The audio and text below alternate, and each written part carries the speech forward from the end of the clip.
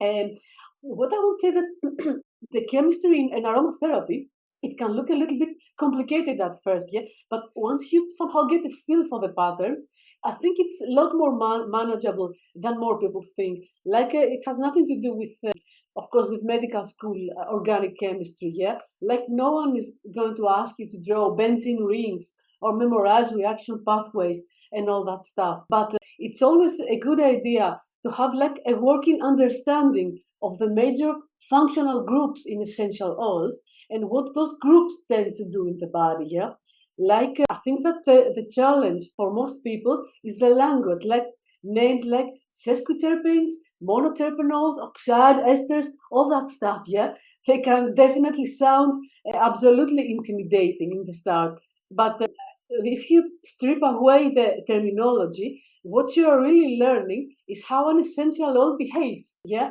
like if I tell you that something like an essential oil is high in esters, like linaloyl oxalate, yeah, which we find in lavender, that should immediately tell you that it's likely to be calming, antispasmodic, and gentle on the skin. Yeah, like if it's rich in phenols, like eugenol or thymol, that tells you that it's going to be strong, stimulating, and perhaps a little bit irritating if you're not a little bit careful.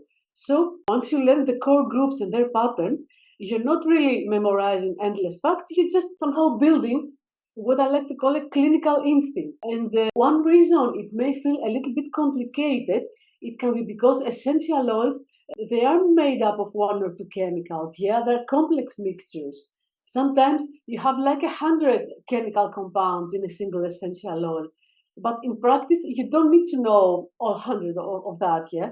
No. Just, of course, you just need to know the key chemical compounds, the ones that are dominant and the ones that influence safety or the therapeutic action. And then you build from here somehow. This is how it